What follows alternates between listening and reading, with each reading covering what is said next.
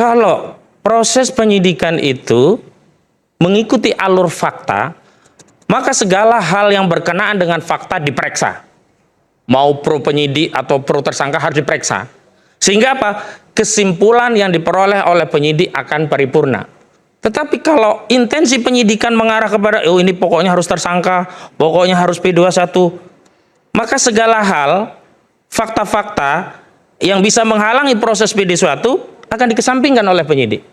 Tapi sebaliknya, kalau ingin menegakkan kebenaran, tidak menunggu dalam putusan sejak prosesnya, maka segala fakta yang berkaitan dengan perkara, terlepas itu sebelumnya sudah diperiksa atau belum, akan ditelusuri. Maksud saya demikian. Hari ini sudah ada fakta yang jelas, bukan hanya soal ijazah ini palsu, tetapi ada pembuatnya, ada tempat yang membuatnya, ada aktor intelektualnya, ada eksekutornya. Disebut Pratikno sebagai aktor intelektual dan Eko Sulistyo sebagai eksekutor. Ini harus didalami.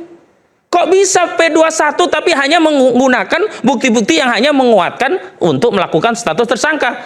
Padahal jika seluruh fakta itu secara fair diperiksa, kesimpulan bisa lain. Oh, ternyata bukan hanya ini palsu, ada yang memproduksi. Oh, ternyata ada hubungannya karena ada Pratikno. Kan ini. Maka menurut saya, yang menjadi soal hari ini jaksa itu gampang ragu karena memang dia harus prudent.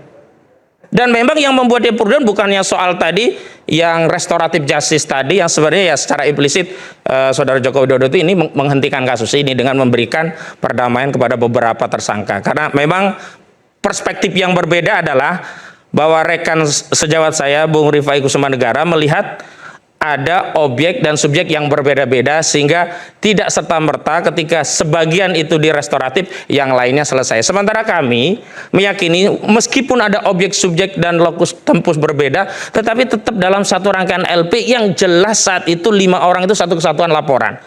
Sehingga tidak bisa kemudian ketika satu laporan kemudian diseplit, ada yang bisa diteruskan, ada yang kemudian dihentikan. Boleh begitu, berarti penyidikan ulang. Kalau tidak begitu, berarti saya tegaskan, berarti KUHAP-nya tidak mengikuti aturan main yang berlaku, tetapi mengikuti kehendak Solo, atau saya sebut SOP Solo, KUHAP Solo. Iya. Dan kalau kita bicara, kenapa sih kasus ini susah? Nggak cepet-cepet sidang, sederhana. Karena sesuatu yang bukan kejahatan dipaksakan menjadi kejahatan. Dan ukuran kriminalisasi itu bukan karena ini ada LP langsung tersangka. Justru ketika ini bukan kejahatan masuk menjadi tersangka, itulah konfirmasi kriminalisasi. Oke.